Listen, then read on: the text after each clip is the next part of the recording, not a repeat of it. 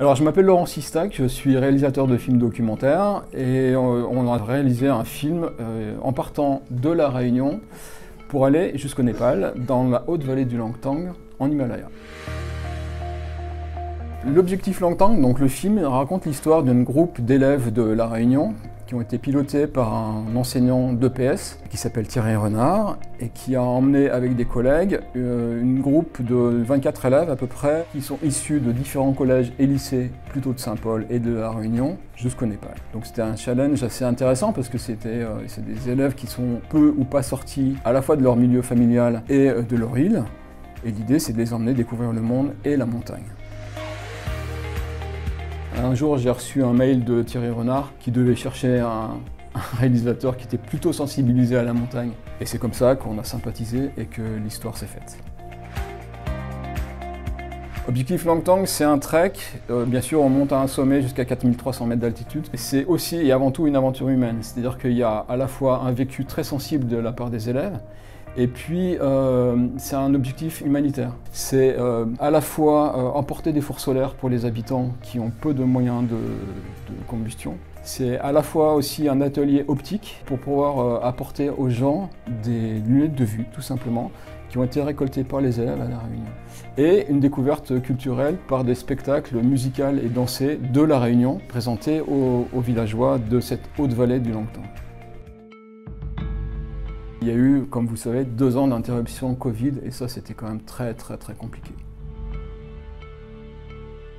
C'est une série de mouvements émouvants, humains, de toutes ces découvertes et aussi en arrivant au sommet. Le sommet c'était vraiment quelque chose d'émotionnellement très fort.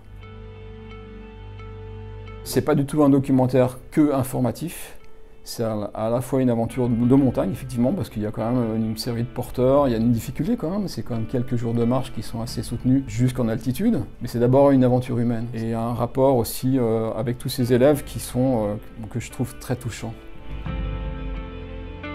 J'avais envie et vraiment besoin de faire un film qui a un regard beaucoup plus positif, après le Covid, après cet enfermement, un besoin de respiration, un besoin de rencontre et de partage.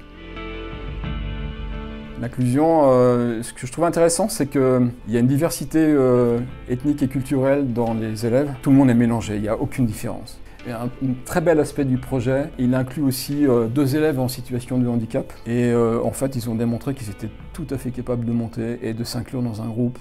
Et vraiment, ça, c'était un très beau moment du voyage. Et j'espère dans le film. Je crois qu'ils sont plus pareils avant et après. Je pense qu'ils ont découvert quelque chose à la fois sur le monde, parce qu'ils ont des grands yeux ouverts, par exemple à Katmandou, dans les grands monuments bouddhistes, et devant la montagne, cette ampleur. Et je pense qu'ils ont découvert quelque chose en eux-mêmes.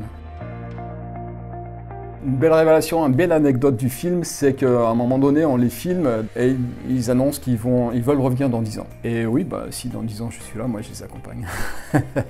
Volontiers. Merci à vous et bon visionnement du film.